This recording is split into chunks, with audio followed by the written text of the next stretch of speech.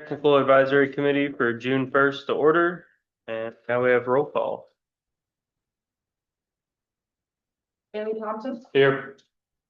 Matthew Lehaney, Here. Paul Agnello, Here. Tom Amin, Chris Clark, Here.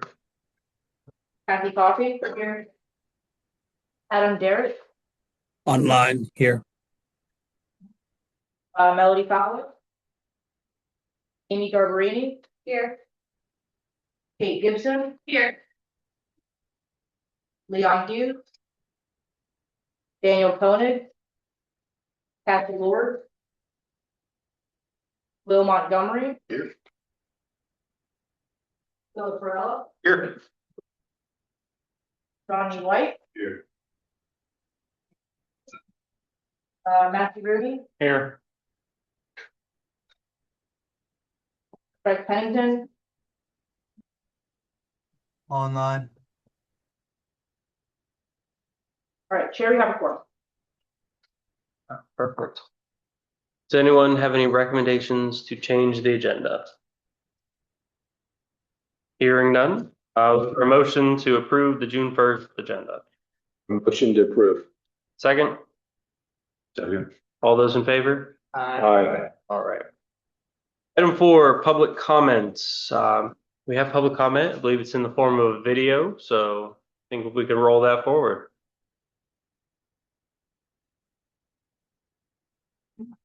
First of all, it's from me. So, it's just the feel opinions. So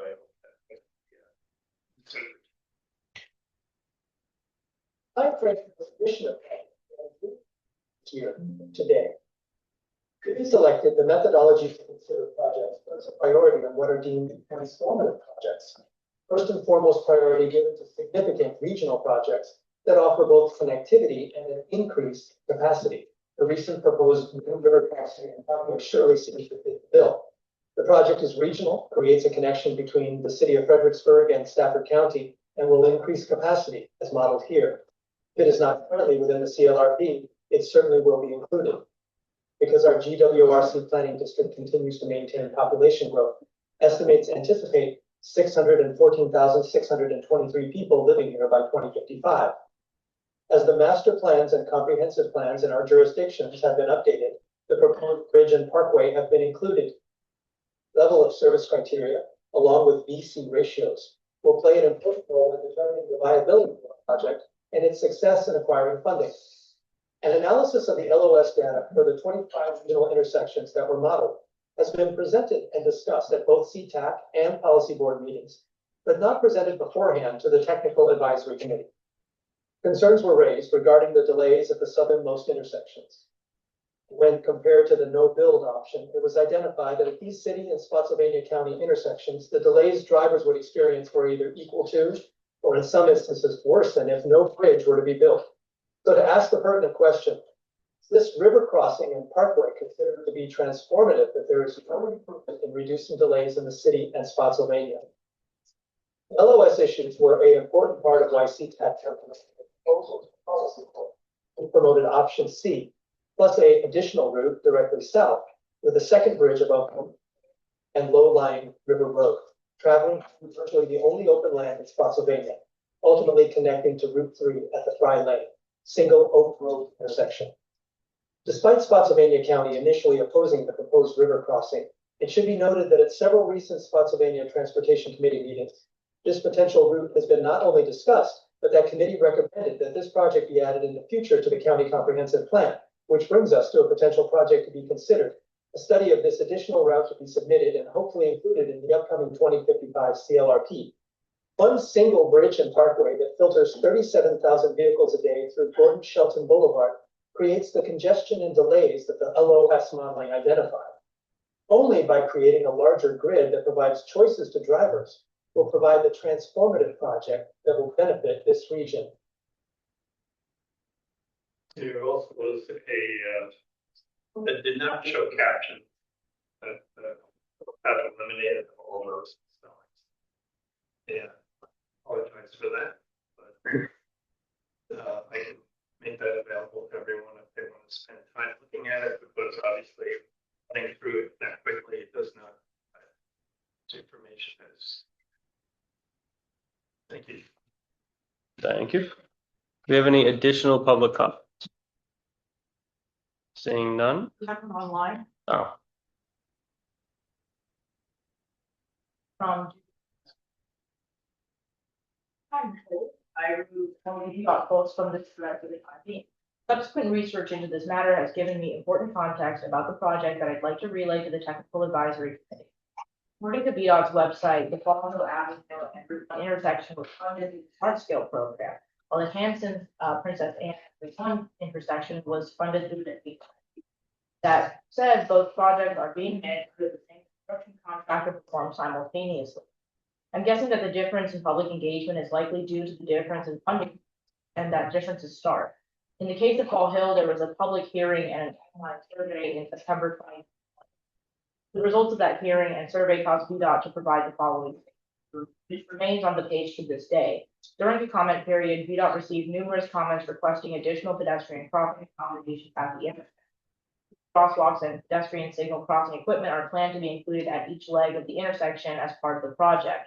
This was not shown clearly on the meeting display, and we apologize for the confusion. And yet about a year later, the extent of public engagement for the Princess Anne project was that VDOT published a notice of willingness in the Freelance Star. That notice of willingness stated only additional pedestrian accommodations installed for crossing 1. Do not include any graphic representation. I believe that had a real public engagement process taken place for the Princess Anne Hanson intersection, we would have been similar results. That is, there would have been a strong public outcry to include pedestrian accommodations at all legs of the intersection. I believe that VDOT folks suspected the nature of comments they would receive from the public and intentionally avoided public engagement because that was the path of least resistance. Here we are, because there's no real public engagement. One of the issues for the one speedway intersections doesn't reflect the objectives of our city's comprehensive plan, nor does it reflect the attitudes of our residents, nor council, nor planning commission. I hope you will agree with me that it's simply incredible that such a physical gateway intersection project can even go through without any meaningful public engagement. As an architect, I understand that there are some design decisions that the public at large isn't equipped to tackle it. But what VDOT chose to do outside the public eye is to remove a significant, highly visible public safety feature, public safety project. The public is VDOT's client. To me, this is like if I were to unilaterally remove a significant, highly functional and physical design feature from a client's project without discussing it with them. Then go ahead and build it and then say to them, why are you crying? I published an ad that said I was willing to talk about the design of SERV, right?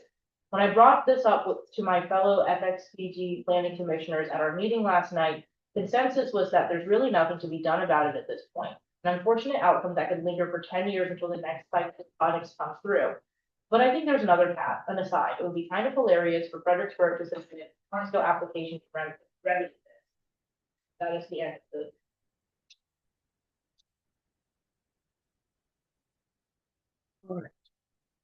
no more public comment? Perfect. Does anyone wish to remove anything from the consent agenda?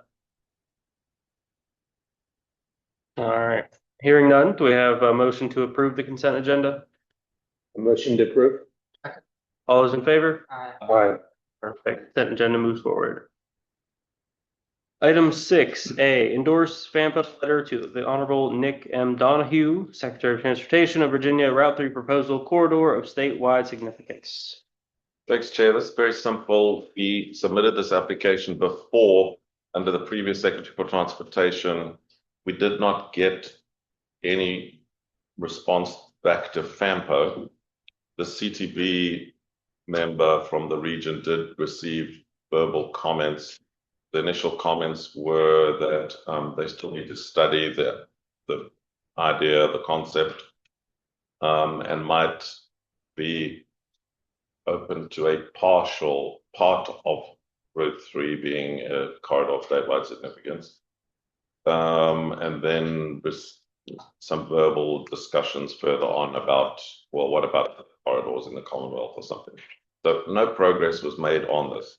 We now have a new administration, a new governor, a new Secretary of Transportation, and staff are recommending that we submit a new letter to the new secretary requesting that he have another look at this and send it directly to the secretary. So happy to take your comments or concerns. The actual document you approved like a year and a half ago about. So you've seen the document, but if you're a new member of the TAC. But the proposal is basically to ask the state to declare the whole of 3 as a corridor statewide significance. It has some implications for funding applications. I'll motion for approval of the election. I'll second. All those in favor? Aye. All right, 6A moves forward. 6B, endorse resolution 26-60, directing a public comment period for the draft FAMPO Regional Complete Streets Plan. This one is folded in my lap. I must just say that our staff member that was doing these presentations, Lida Hinkle, has resigned. She is on a 3-month kind of sabbatical. She may reapply for her job in due course. She's interested in doing the job, but wanted 3 months off, and our HR policy doesn't allow you to take 3 months of unpaid leave, so she resigned. So I'm making this presentation on behalf of everyone who's worked on this Complete Streets plan. We have updated it since it was brought to the TAC the last time and added more detail where there wasn't any. And I'll just walk you through that quite quickly. It's not really a long presentation. Next slide. So here are things that we've added. Amendments to the priority improvements, early action items, funding opportunities, and next steps on those pages there. You've got the document, I believe. And then under 6 recommendations, we did a bus stop inventory and suggested bus stop amenities. So the inventory has got a map attached to it, which shows you the locations, and it shows which stops have got a shelter, street lighting or some form of lighting, a bench, etc., and which have no amenities, and then which have partial. So they might have a shelter but no bench, or they might have a bench but no shelter, or they might have etc., etc., etc. So it just gives greater clarity on what we have at which stops in the region, and suggested amenities. And then we've given a typical picture of the shelter, lighting, a bench, etc., somewhere to lock your bike, because Complete Streets implies you've got all of the options, right? So in working towards all of the options, we've just indicated what there is. That's the basic changes we've made. So there's 2 additional pages in the report now, and essentially the rest of it you've already seen on multiple occasions. The appendix includes all of the public comment as well, so that if anybody wants to go back and check what the public said about all of this. Where we are now is, after today, we'd like to go to the policy committee and ask them to put this document out for public comment, which means that we can still make some tweaks at the end before it's adopted. So we're not asking you to approve sentence and every comma and everything in the thing, but if you're happy with the overall document to go out for public comment, that's what we'd like you to approve today. Happy to take any questions. Ian, basically with this document, it's going to be part of the CRP, or would have to fit into other federal planning efforts. So this is a standalone document. It's not going to be included as a document in the CLRP. Of course, any jurisdiction or any state partner here can pick a project that is listed in this document and submit it as part of their submission for the CLRP project list. So feel free to say, yes, we want a whole bunch of these projects in the CLRP. We're not going to adopt this whole document into the CLRP. We have the new Surface Transportation Reauthorization Bill.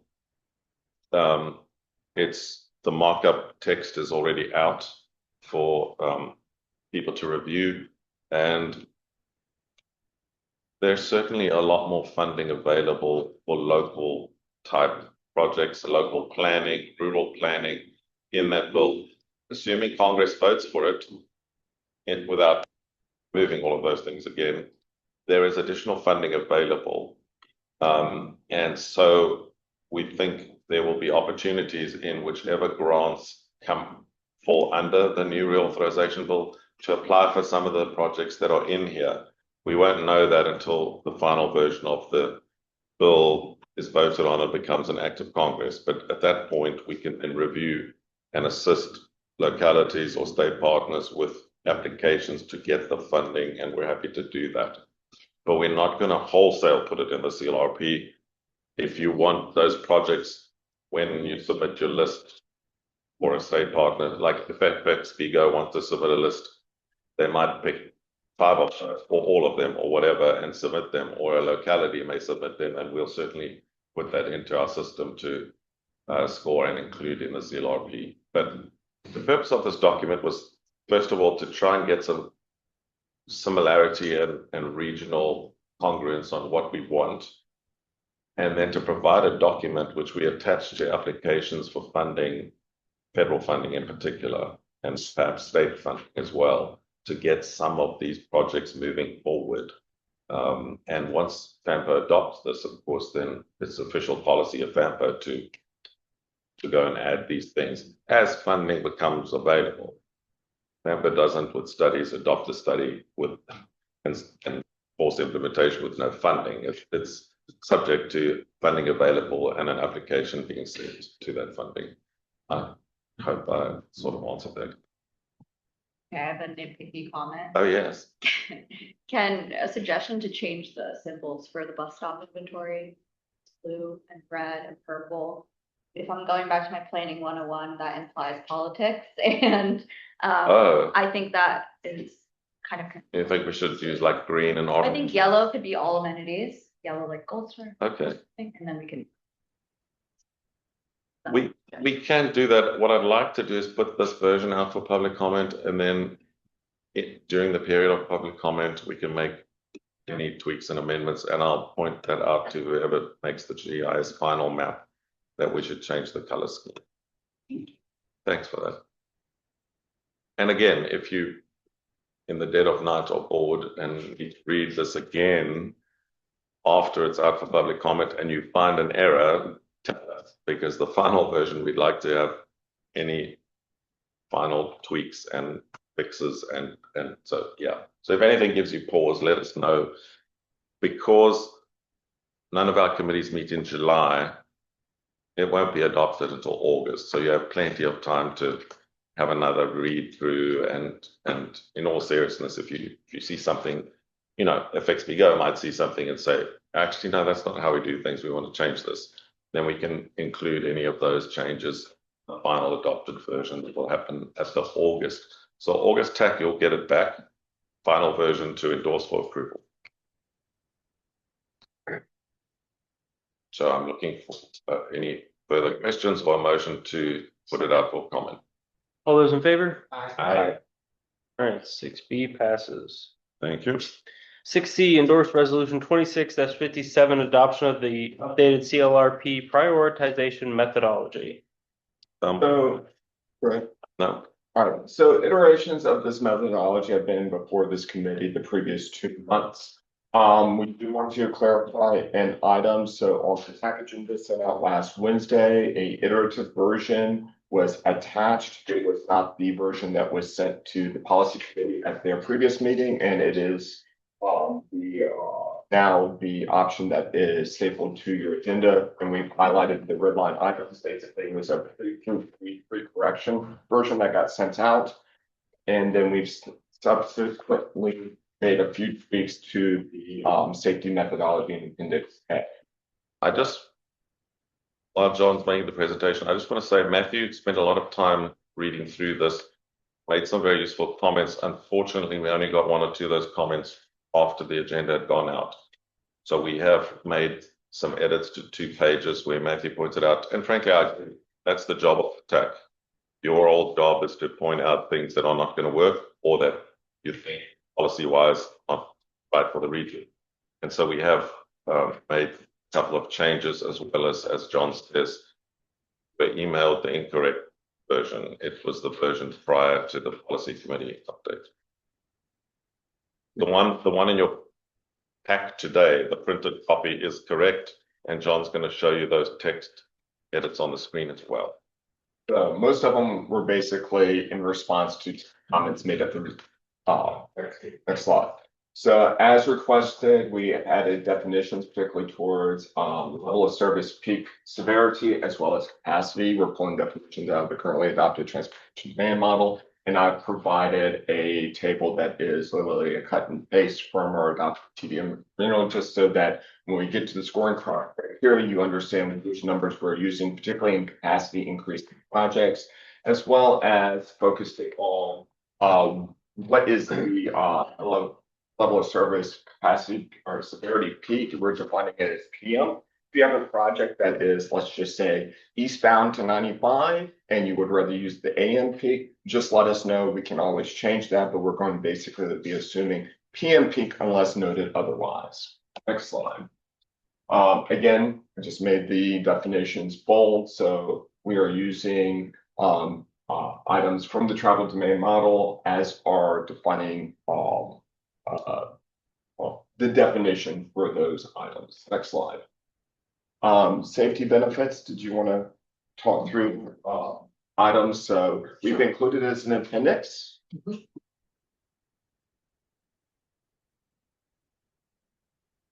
And what we determined in the safety method is in Appendix A, the methodology. We felt that new interchanges, new intersections, and new roadway alignments, we asked VDOT to run the transportation demand model as we learned with the looking at the river crossing build grant application as crash reduction benefits. Something like a new interchange has complex thing that has effects in the immediate neighborhood of the interchange. There may be merge, weave, or negative safety benefits, but offline, as in our case with F1, we had a reduction in traffic volume, which was a corresponding crash reduction benefit to that overall project. So for those instances, we would ask for a model run to be done to generate the build volumes to conduct that, and actually to create a crash modification factor. We have three other categories: modified intersections, segment widenings, and bicycle and pedestrian projects. For modified intersections, we would use historic traffic volumes and total crashes. That information would be asked to be provided by the locality to us. And we would use VDOT safety performance functions for intersections to compute the crash modification factors. The red line version of Appendix A that you received today copy includes the fact that we would ask localities in their CLRP application to provide the safety countermeasures for each project. We have, for example, in the CLRP, extend left turn lane or add a left turn lane, might have widen Lansdowne Road from 2 lanes to 4 lanes. So what we would ask you to do is provide in your application those countermeasures that would be provided with the project scope. And we would use the total, we would ask you to provide total crashes in the scope area, and then the historic traffic volumes and the range of time that those crashes were computed so that we could compute observed crashes per year, and then the total traffic volumes helps us grow the predicted crashes along with VDOT's safety performance functions. We have two examples in there. One is a project in Stafford County for an intersection project. One's a Spotsylvania project with hypothetical crash reduction countermeasures that we provided. We'll also use a range crash modification factors in the average of that range using both VDOT's preferred safety countermeasure list as well as crash modification factors clearinghouse. In the case of removal of the rail crossing, the at-grade crossing on Lansdowne Road to provide a bridge, actually there's no crash reduction, but I did find a range of up to 100%. If you bridge the railroad tracks, there's a 0 chance of a vehicle train crash. So that's the high end of the range there. That concludes my presentation on appendix A with the CLRP methodology. So alongside of these updates to the definitions, we just made sure that the tables with their scoring items also reflected that. So for the capacity increase and level of service increase, we're also making sure that it's a linear scale in the scoring, and based on comments of whether or not a full build model versus a no build model was appropriate, we went back and revised so that the level of service would be based off of the no build for the 2050 for the BC ratio. So went back and just made minor adjustments to these tables to ensure that they were reflective to the definitions for the document. Next slide. And then we corrected a small typo that we found during the revision for the local authorities. Saying 90% data driven and 90% local input. We made sure that it was 50-50. So we had that correction there. And next slide. What we need for an action today is recommend methodology for approval so that we can officially actually open the call for projects today. And I'm going to have a spreadsheet template to send out to everyone that's a member of TAC for the eligible projects, both for the potential applicants as well as any other interested party who wants to see how we're going to collect the data. So that's what we need. The policy committee has given us consent to open the call for projects with your endorsement of the methodology, and they will formally approve the methodology at their next meeting, June 29th. John, I don't have an issue with the methodology or today. My concern is with all projects. What information basically localities would be asked to provide? Like, is it similar to the amount of information needed for like a CMAC or an SDB? No, it's intentionally designed to be a lot less. So we definitely understand that because we are looking to 2055, there are projects that may be or may not even be a line on a map yet. And so what we're looking for is something that says whatever materials, items that you currently have to have today, like what do you ever have in-house, whether or not your own comprehensive plan, or maybe if you do have a study, that's what we're going to need. So projects that are already currently in the TIP, in the SIP, or even receiving CMAQ funds, they're automatically in. Just make sure that we don't want to just go ahead and grab them, because if your jurisdiction's priorities change, we don't want to grab a project that you're maybe not interested in. So just let us know the projects that you have that are currently in there, name, UPC number, and determine it. Very simple. For us, probably the things that are going to be probably the most comprehensive as needs is the projects that are probably your 7 to 12 years out, where you might have a study. Like we will have basic information that you might not have a sketch, but you have some additional data. All we're asking for is we're going to provide a spreadsheet to link the materials. Like, hey, this is our study, we have it published here, link, and we're good to go from that. If there is something that we need additional data just because we're looking for, we'll reach out. We don't consider that an issue because we consider that part of the process. And then if it's something that is truly like 2045 or further, I mean, what we're going to need is the name, the type of treatment that you're doing. So if it's a widening or intersection improvement or adding turn lanes, and the turn right. So it should actually be almost less information than a tip box. And that should be good to go from there. So what we're looking for on that factor is basically the terminized and the treatments. We're kind of making very like travel demand model level, very basic assumptions on the treatments. If you have more treatments, like if you know more information, we are more than happy to take that into consideration, particularly on the safety side. So we can assume, so VDOT's kind of standard safety, but we don't want to make those assumptions unless you're putting them in there so we're not overestimating a project. Yeah, we will not score safety items that you don't indicate in your application form. Secondly, we do need a cost estimate. And my understanding is the cost estimate being $2027.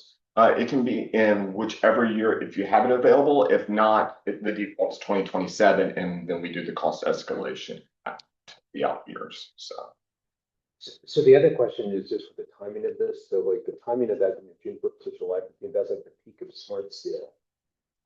We're just about to get all the comments back from the state. There'll be a bunch of work doing.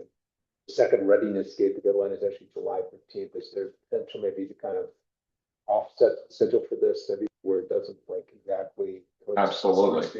You let us know what it is. We need to have it basically a full list, preferably before September. So we need to have everything signed so that we can review and just have it. So this was just, They gotta be scored by September, which means some work. So we don't need to get the list of projects in September because then it's too late.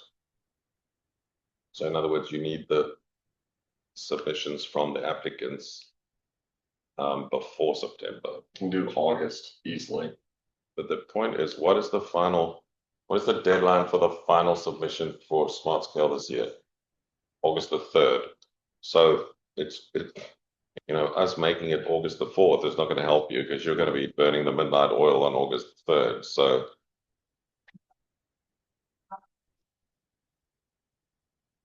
So do we want to extend that to the end of July? John, what date is the latest that you take? And you said August would be easy, but August 30th, 31st? Well, John, if you're going to have to put the draft list on the TAC agenda in September, that's going to be the first week of September. Okay, it would be like the first week in August, I would need.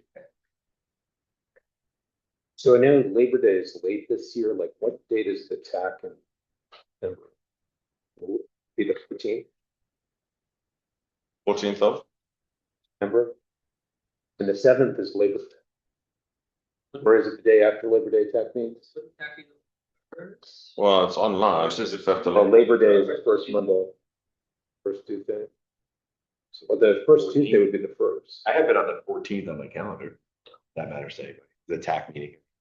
But I'll say if it is on the 14th, it seems like maybe the schedule could be shifted back. That is later than the. Yeah, it's the 14th.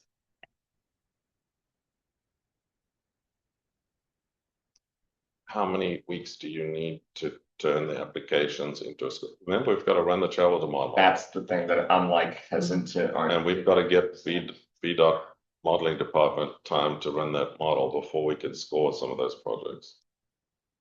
I mean, that would be, so for those, I mean, that would be the new capacity and new connections. So if it's an intersection tweak, it's not going through the model to determine some of those factors. So we should have some of those information. It depends on the type of project. So that's kind of the reason why I'm a little bit hesitant, because I can't guarantee you another office's timing. Could you have something staggered so that any projects that don't require that deadline could be a little bit later than it requires? Break it up a little bit. That work.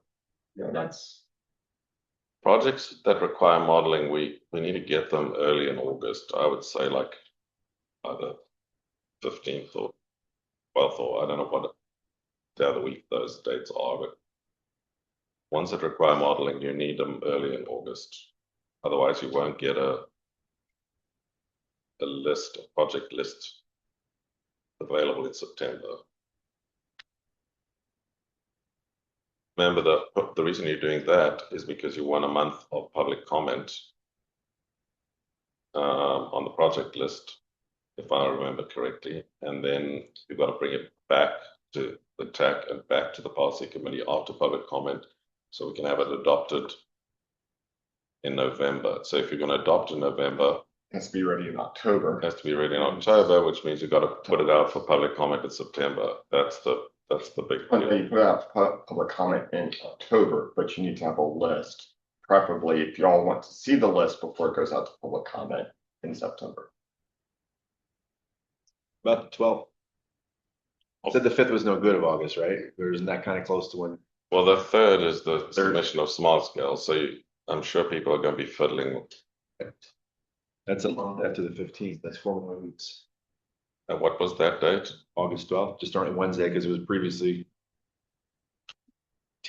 Wednesday the 12th. August the 12th. That gives everybody about after. Yeah, if we have to do modeling August the 12th, I think it's sort of the latest you can you can accept applications. Okay, what if we did like for the ones, to give that to Kathy's idea, the staggered schedule? Do the end of July for the ones that need the modeling.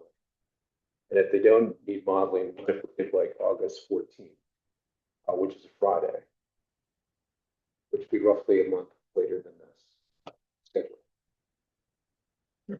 So 31st of July for the big projects that need modeling, and August the 14th for the rest of the project applications. For that, would you ask folks to, by the July 15 date, at least let you know about the other ones that would be coming that would require modeling? So at least you have a heads up. So by July 15th, if you have at a minimum just the projects that are being requested, and then with an extension move to the August date, July, whatever date that would be for the decide, and then at least you know what's coming. So someone's not adding a new project specifically, they're just giving you the details that you need to be able to run. Almost like Some of them. not a pre-application, but sort of like just a letter, a notice of intent or something. Right.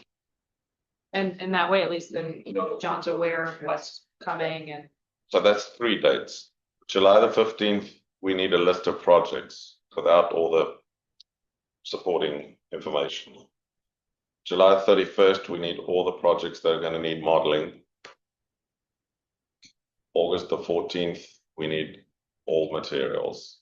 Because even then, like the July 15th, I can do a very high level screening for regional significance and say, hey, this one will need it potentially because without more information. And then everything's not just dumped in your lap all at once. That makes sense. So just a friendly amendment, just for that first day, could we shift it to July 17th? It doesn't coincide with the readiness gate, which allows us to move scale. Not worried about 2 or 3 days here and there. Simplicity's sake, so.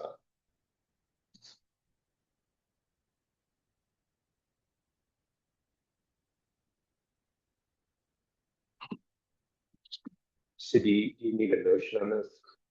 Dates? I would prefer. Yeah. We need a motion on the methodology and to support those 3 dates. I'll make a motion to approve the methodology and then to basically support the 3 dates with July 17th being the date for this be just the topic list. Without the details, July 31st in the details based on the projects that require the modeling. And then August the 14th, the deadline for basically all the remaining projects. I'll second. Just one comment. I'll just note, I'm going to specifically for the methodology, still have some concerns about the safety portion. Some of the work that was an impasse, that's got time required to do it accurately in my opinion. So I'm just going to abstain. Matthew, would you prefer like if we separated the dates from the? Sure. I don't have any problems. Decisions on the dates? No, it's. We just do 2 votes. Yeah. So the first resolution, we have a motion and a second about the methodology. All those in favor? Aye. Any opposed? Abstention. All right, now we're looking for a second motion about the dates. I'll make a motion to approve the dates. Second, all those in favor? Aye. Thank you, sir. 6C passes. John will be sending you an application by tomorrow morning so that you know straight away. It's ready. 6C Smart Scale Round 7 updates. We have presentation. I want to let you know that Garrisonville targeted. I'm excited. And they've all been formally now, the portal, but I have not had any work outline on to know that.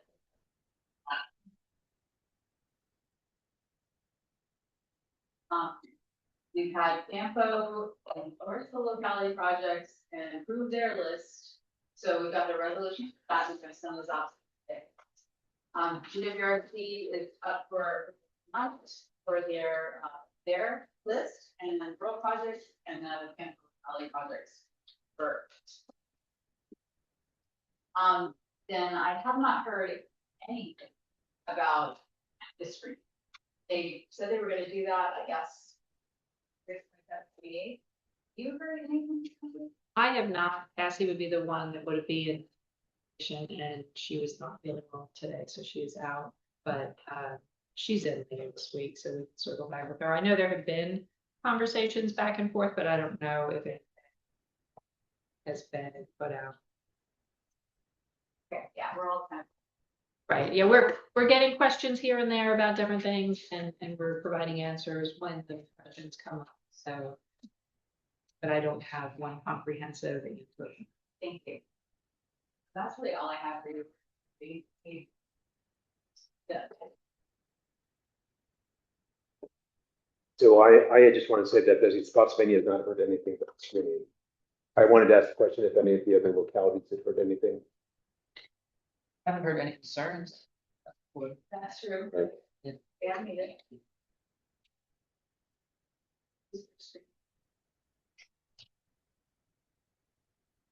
Any other questions or comments from Ms. Eads? All right, hearing none, thank you.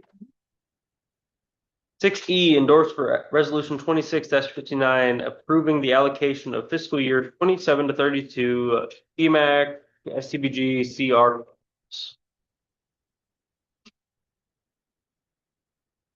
So, but this is the same spreadsheet that went out for public comment as approved by the policy committee.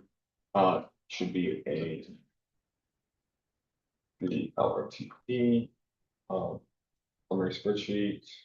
Yeah, go ahead, the resolution, because it's all what it should be.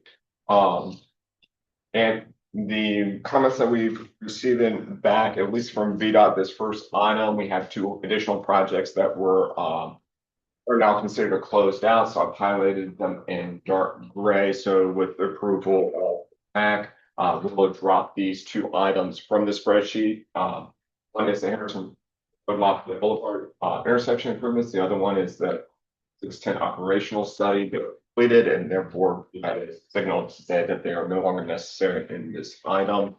Scroll on down. We have made the changes to the project allocations.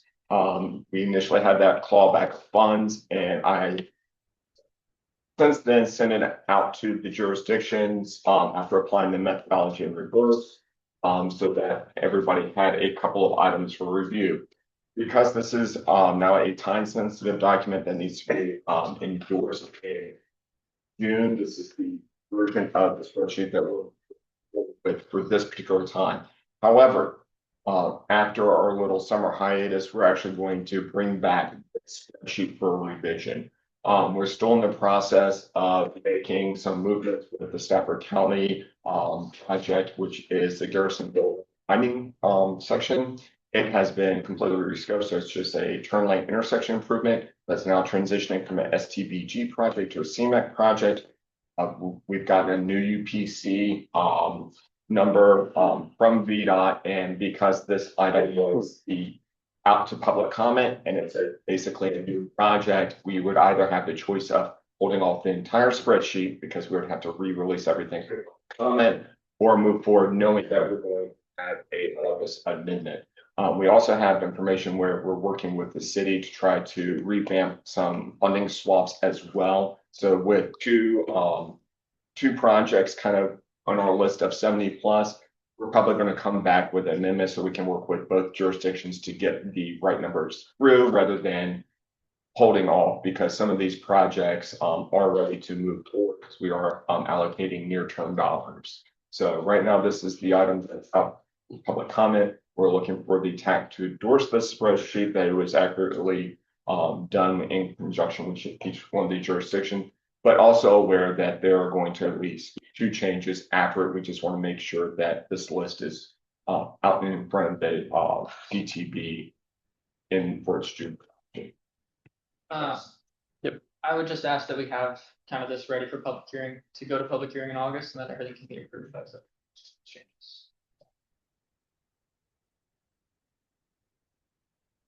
So just a question, Misty, with the timing for this approval with like Smart Scale. So that for Spotsylvania, at least some of the allocations are for a Smart Scale project.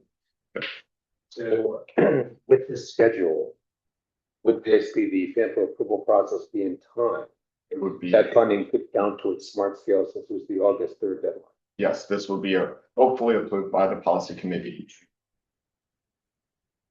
That's the reason we don't want to delay. And this project is also complicated.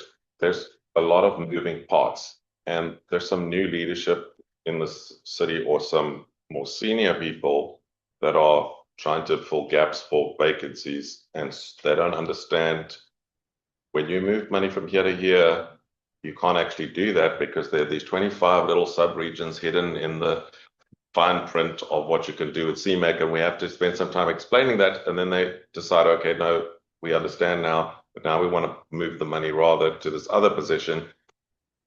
We have to always check that you are allowed to do that, because if you're not, we have to stop the person and say, hang on, start again.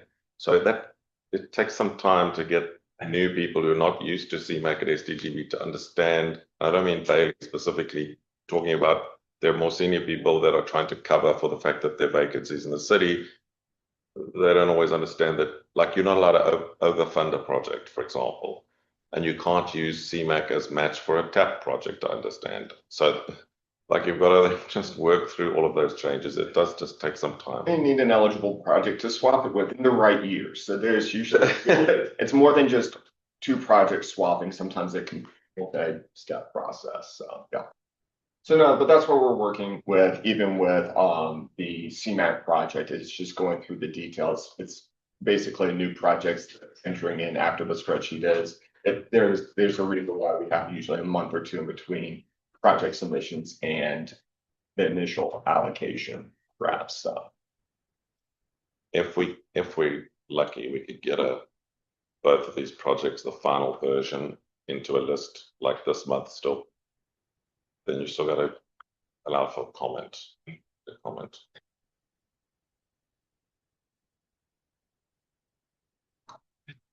So I think John's looking for a motion to adopt this version and to then bring back those two changes at the next meeting. We have a motion. Motion approved. Second. We have a motion over here, second over there. All those in favor? Aye. Any opposed? All right, hearing none. Resolution. Now we have some good news. 6F 2025 LRTP FAMPO System Performance Report. We actually have the first chapter of the new LRTP ready to roll. Becky has worked on it, so thank you to Becky. Last time we farmed it out to a consultant. Actually, when we looked at it, not that complicated. So we've done it in-house and put the draft together. Actually, I'll tell you, it's not for adoption. It's for you to review and to come back next meeting with me, changes, edits, DRP documents, get a little tweak necessary. The beauty of this is all the information. Interpretation provided. Next slide, Jean. This presentation shows the safety performance measures that we have in the draft report. The draft report has the rest of them. Next slide. This is required by map 21, and the national goals are listed on that slide. Next slide. The categories of federal performance measures that we do monitor in this report are on this slide. Highway safety, highway asset management, highway system performance, transit asset management, and transit safety. FXPGO is a tier 2 provider, and as such, their information is housed on the DRPT site. Our two tier 1 providers, PRTC and VRE, have their own system report from which this information was acquired. Next slide. This is a slide presented to the Commonwealth Transportation Board in June 2025, and where OIP presented two different methods of determining whether the category of the measures on this slide are improving. You'll see the full link to the full presentation and then the slides of that comparison in the full system. Next slide. Becky, can I just comment on this slide? We are reporting, and Becky is reporting accurately on what the facts are, right? So we don't comment, we can't say anything about the facts. Those are the facts. However, when I looked at this slide page in the report, there's something on this that I don't like. In other words, I don't like some of the facts. And you'll see what I mean when I say that this is supposed to be safety targets. Look at those safety targets for a second. They're projected figures for 2025. And then the proposed targets for 2026 are basically the same. So the target is to not get any better, which I find, you know, a little bit concerning that we're not going to try and improve at all. We're just going to accept that that's how many people are going to die, and we just carry on as if there's nothing we can do about it. I don't like that. However, that's not an error that we need to fix in the report. The report is correct. It's telling us what the facts are. But maybe we should be engaging with, you know, people higher up the food chain who make decisions about what the targets should be. I don't really like the fact that the target for 2026 in many categories was whatever we had in 2025. That seems to me. And look at the target for 2025 was 819 fatalities. They haven't finished the audit, but it's probably 882. So we didn't reach the target. Okay, it was a stretch target. So you should note it as a stretch target. But now the target is just whatever happened last year, which is, yeah, that's a bit sad, but it's accurate. Not inaccurate. That is what the targets are. I just am a bit concerned about those targets. And I think when you look at the big trend. Becky, I think Paul has a question. Sorry, I was gonna make a comment. Go ahead. Go ahead. I was just gonna ask, like, with the, I would agree with this, the Ian's concern. The other question I had is, do we really have, you know, about 800 to 900 deaths in the FAMPO region per year? I mean, that seems kind of high. This is the state. Okay, this is it.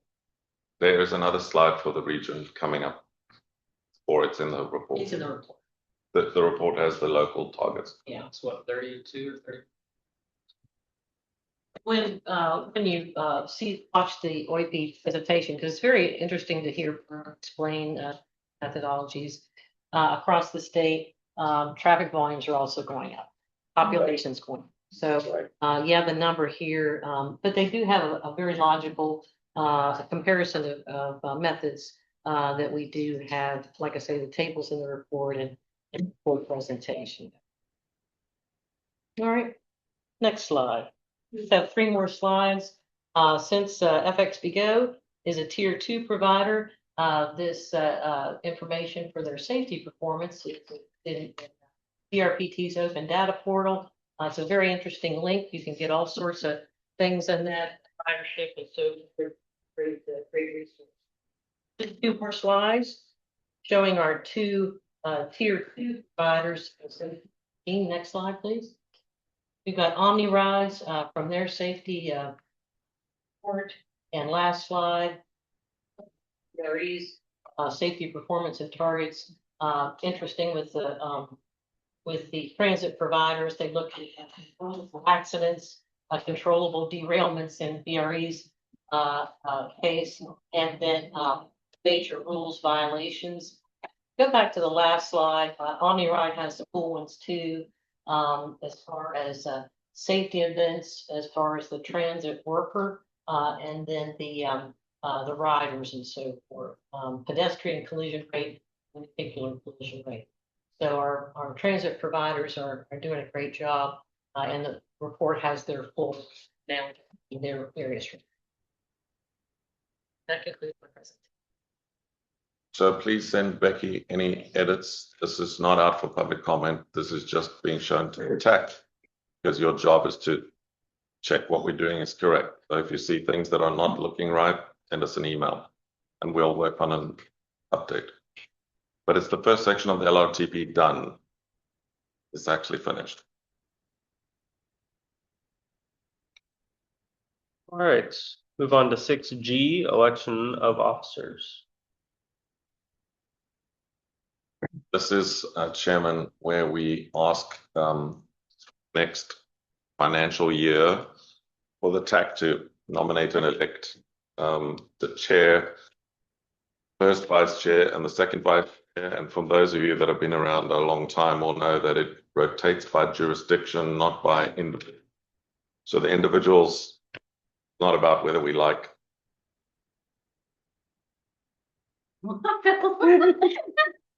Philip. Apparently not very much. It's not whether or not we like Philip, it's whether or not it's Philip's jurisdiction's turn to pick someone. So it now rotates from the city to Stafford. So the chairperson needs to come from Stafford County. The vice chair needs to come from Spotsylvania County, and the city needs to nominate a second vice chair. So basically goes to the bottom of the pile and then it works its way through as per the bylaws of the TAC. So if we can ask chair for a nomination for chair, vice chair, and second vice chair. Do we have a nomination for chair from Stafford? Is this like one person, right?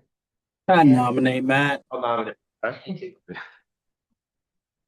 right. And then for this vice chair, Same thing, right? Where we have a choice. I'll nominate. Paul. Yeah, thank you. Then do we have a nomination for the city for the second vice chair? Taylor? Thank you.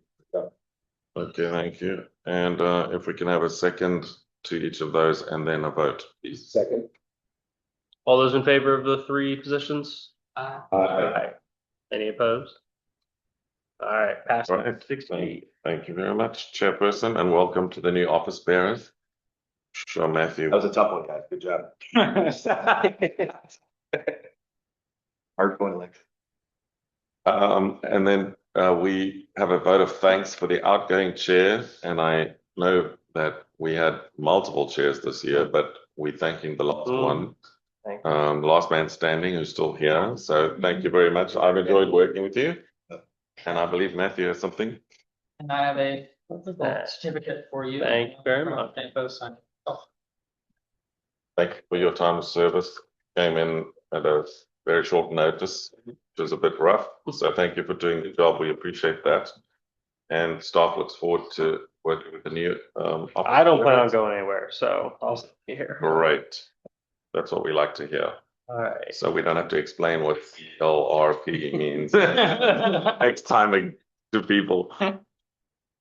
Item 7, staff reports. We have a resolution 26-66 authorizing staff to proceed RFP and consultant selection. And so I'll take this one. The policy committee approved our resolution to start the process of getting new on-call consultants.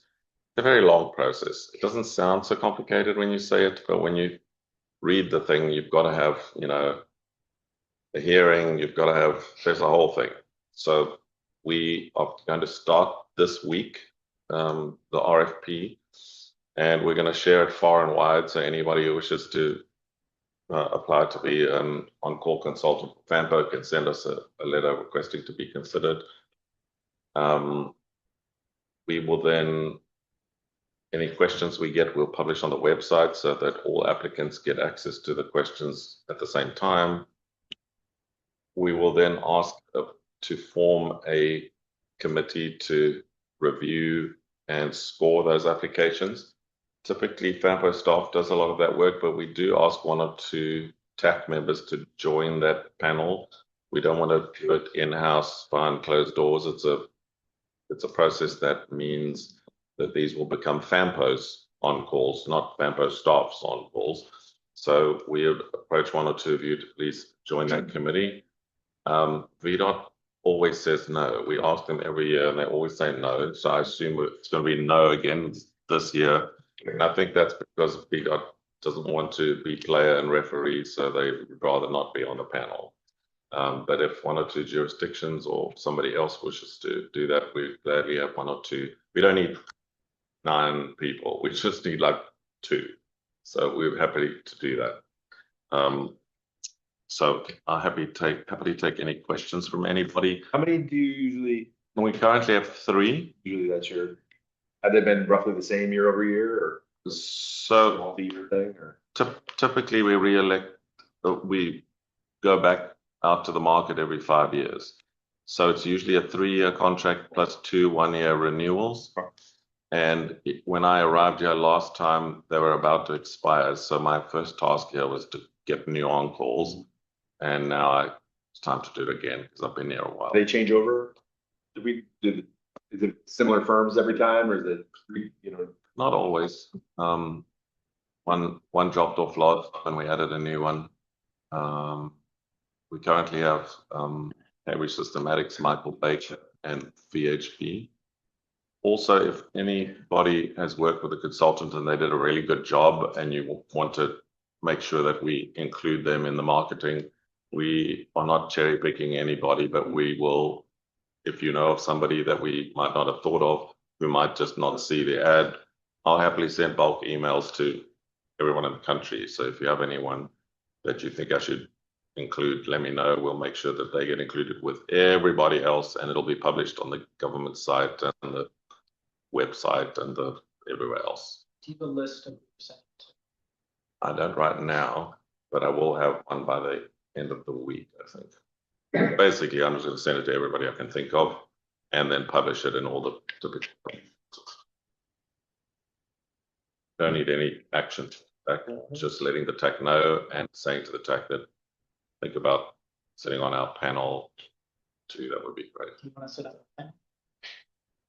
I mean, if you'd like me, I believe that 2 of our jurisdictions are at the same time doing this process. So I think consultants are going to be working overtime to submit applications in our region for the next few months. We have a FAMPO upcoming information tables. Just to keep on your radar, June 23rd, FAMPO will be conducting a event at Vigo Central from 11 a.m. to 3 p.m. all the time. Set on your radar, promotional material upcoming. And if any TAC member wants to join us, feel free. We are going to do, Eugene is planning to do about 3 or 4 of these during the year. The idea is to just give general members of the public a chance to say, hey, I want to know how this works, or how do we get this done, or whatever the case is. It's just public, and we'll do one in each jurisdiction, and we'll go to some libraries and some other places. If it proves to not be very popular, the public will give us that indication. But it's just like casual setting for people if they want. We're available. If you just want to talk about how this all works, and jurisdiction and state partners are welcome to come as well. You have some expertise that we don't have, so feel free to join us. This is the first one. There'll be more. Thank you. I have one last thing just to say. In terms of the CLRP, the Constrained Long Range Plan, we put out requests for projected funding for all our jurisdictions, all our state partners, etc., etc. The due date was yesterday. So we've gotten in quite a bunch. There are a couple that we don't have. So I'm going to be bugging you this afternoon and tomorrow to just get those back to us. The requirement is that we have to estimate future expenditures in this region. So if you're spending money somewhere else, don't need to know about it. But if you're going to upgrade the train station in this region, that's the kind of thing we need to know, because we have to put an estimate into the long range plan that that's going to happen. Typically with VRE and VPRA and those kind of operators, it's going to be money in, project out. So while it doesn't affect the jurisdictions that much, it might do if there's, for example, a local match. So, but generally, you don't tell us you've got $5 billion and then you only give us $1 billion projects. That just, it's those kinds of, but for the jurisdictions, it's different, because you've got the public who want every road upgraded. So you have to prioritize and say, well, you know, there's so much money we think we can allocate to transportation. And then from today, John's going to ask you for those projects. It's just capital, right? No, also operating expenses for transit operating. Yeah, includes operating, and it includes smart scale. And remember, we had that discussion, was it 2 meetings back, about PDOT's assumptions, And VDOT has indicated what we're likely to get in smart scale and what we're likely to get in whatever else, which is purely a projection. It's based, they do a dollar per population calculation for some of those where you just have to speculate because you can't tell it. We don't know how many projects at small scale we're going to get funding for. So they just do an estimate. From our stuff, you're just gonna get state funded operating groups. It's all gonna show up. That's fine, whatever. Trying to allocate it. Perfect, right? That's fine. It's just a projection. And that's why also with the scoring system, we're not overly phased by it being perfect. Because really, every project that can't fit into the CLRP area is going to put it in the needs list. So what all your projects are going to be in the long range plan, it's just some will be constrained at some point. And then a year from now, if you suddenly get something funded, once a year, you've got a chance to add that to the CLRP because if you increase the funding, you can then increase the project. So it is what it is. We do the best we can, but it doesn't need to be as rigorous as some of the other things we do where we're actually handing out actual cash. We're not handing out anything here. We're just creating a list of what we want to build and what we want to operate in the region. Sorry, that was not on the agenda, but I just wanted to remind everyone. Sorry. Question on that. So basically with Pennsylvania, we're actually interested in having some more commuter bus service. Like for the ORT, like we submit something, but like we have no idea like how much it would cost or even if how many rides. But We can. okay. So I said with like Route 3, like we're interested with those two commuter lots of having service from there to north. Yep. So is that one? So this is where it's a little, it's a little weird. Yes, there's some on the list for Route 3 coming up.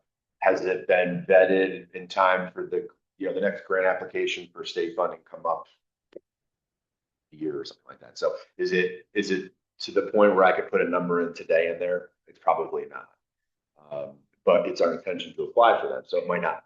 What I would suggest is that I'm going to focus on what we're doing now, the existing routes that we have now.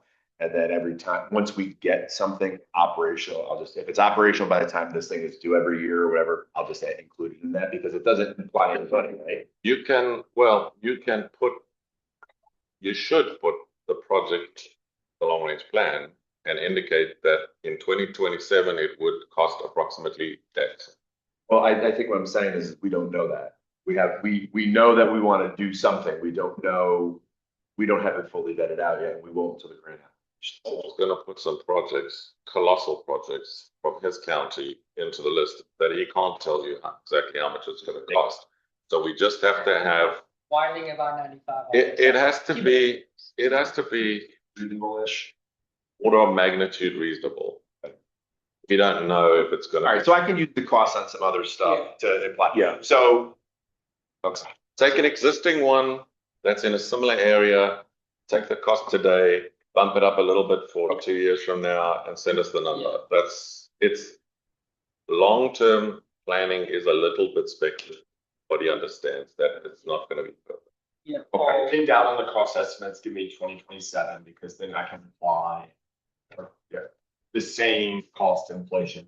We're going to take an inflation factor and just apply it to all the projects. you want these dollars sent to you in fiscal 27 numbers? If you don't, if you have better information, go ahead. But when you don't have good information, make up a number for FY27 that looks. because then we know what 2027 dollars look like today and how far they go. Okay. I was just gonna add, there was part of the undergrad budget. I don't remember exactly what I'm talking about somewhere. I don't remember what meeting it was. But it looks at all the grant fund and local funding costs. That's what I've used to assume. That's fun. That's what I'm gonna work. Basically, I'm just gonna take a route that's down here and apply a similar cost. You're a little further south of the Stafford route. Yeah, because that's gonna be in the Oh, ballpark. that sounds great. Thank you, Matthew. It's just gotta be in the ballpark. It just mustn't be outrageously ridiculous. If it's in the ballpark, it looks reasonable, we'll put it. And I mean, I could tell you now, there are two entities that are for the first time probably gonna have projects in our LRTP that are outrageously big. And they don't know, I mean, the one is, the Hush Hush talked about new express lanes that are coming in the future. Who knows how much they're gonna cost? It's gonna have to be a guesstimate. But luckily, we won't be paying. And the second one is that, BPRA are gonna be continually upgrading rail line, and they have no idea how much money they're gonna get, which year they're gonna get it in. But we can't just have nothing from the BPRA. We've got to put something in there. Otherwise, it looks like we don't want them to do anything in our region. By route, you want, in my case, by route? Please. I'd love them. We have emailed them. I got an email from them this morning saying that they've got a draft. They're just workshopping it around the office. And once it's been checked, they will send it over to me. So by tomorrow, I should. Got from Spotsylvania. I'm not sure. I mean, sorry, Stafford one yet. I definitely don't have the city one. I sent you something. Uh,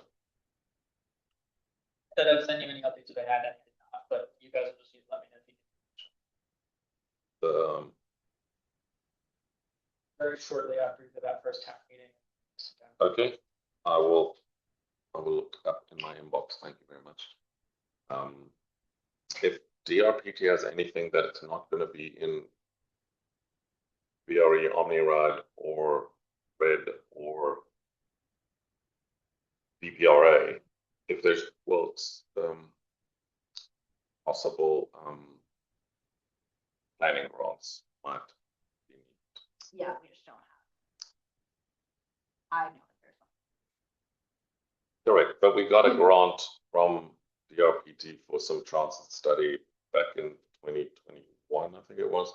So that might happen again between now and 2055. I don't know. I'm not saying it will, but if you have anything, let us, or if you project that each region would probably get $10,000 in planning study grants over the next years, is it 20 some years? We can put in the $10,000 planning grant as a. Okay. But yeah, if it's already in one of the transit operators stuff, then we don't need it from you as well, because it'll double count. Did you hear back from them? From him? Yeah. I think we messaged someone here. Someone else reached out to you that they were going to give you. I'll double check. Thank you. So I had one project update in Spotsylvania, and I just want to thank VDOT for this. So we received an update from VDOT on Friday that there's an award recommendation for UPC 113-172. This is the Route 3 operational improvements. This is one that basically we've been struggling to kind of get moving for the last couple of years. But the good news is that the fourth time was the charm on the bids, that the bids came in, and the cost only went up a little bit. So county is given the concurrence with VDOT. The project is going to move ahead, and basically based on what VDOT gave us, project will be July 26th. It'll be mobilized on September 23rd of this year, and then basically with the fixed completion date of July 12th, 2027. So that's a very good news. It's a very important project for that critical section of Route 3 between kind of 95, the west 95, kind of the 5 Mile Fork area. Is that the removing of the bump outs project? Yes. Removing the bump outs, Right. westbound direction, and then one in the eastbound direction. They're going to shape that by the mall. And when do we think that project might start construction? Well, it says mobilized September 23rd, 2026, so this September, and completion July 12th of this coming year. Well, that'd be fantastic. We did about 13 months. The only sad part about the project is that it removes the direct lane from the mall to.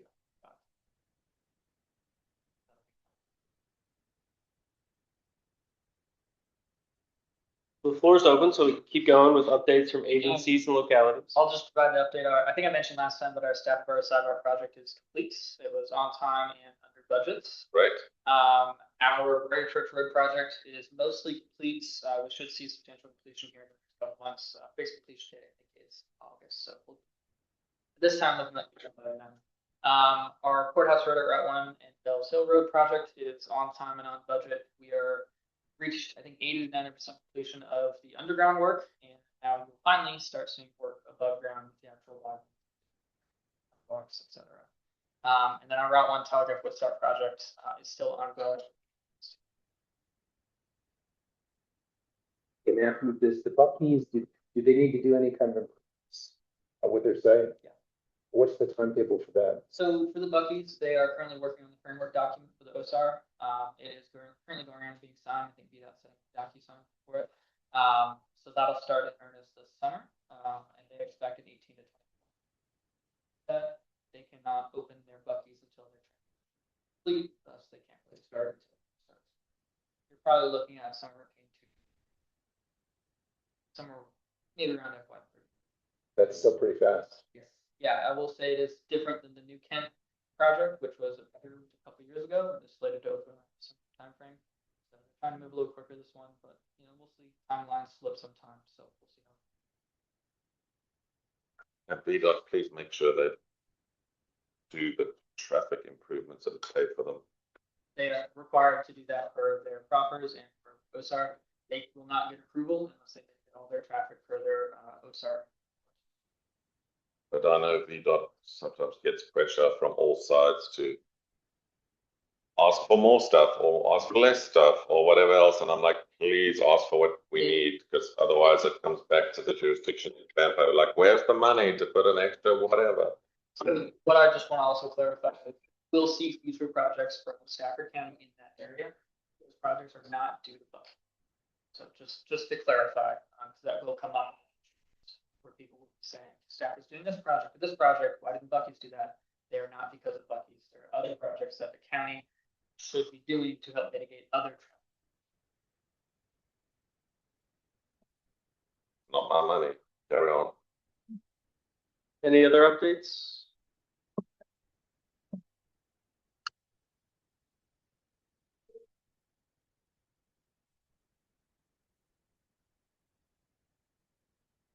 On a 5-scale site, resources section.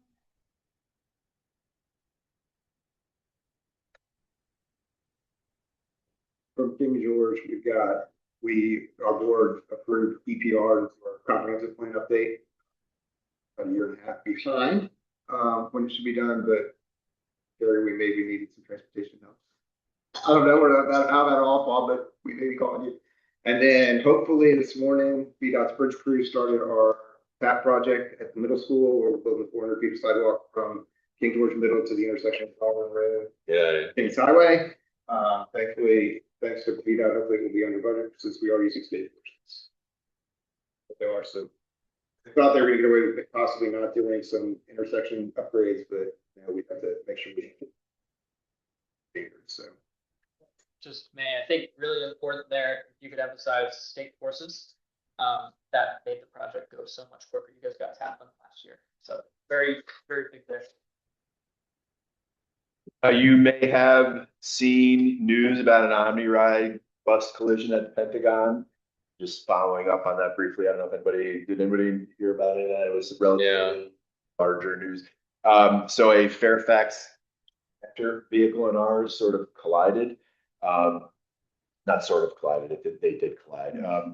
Just so you're all aware, it was Fairfax was entirely at fault in that particular situation. They had crossed their driver crossed the lane, wasn't paying attention. Our operator stopped, still got smashed pretty bad by them. There was everybody's fine, so that part's good. And it's really just, moving forward at this, so that I would share that. We were in a relatively high profile accident, God bless you. And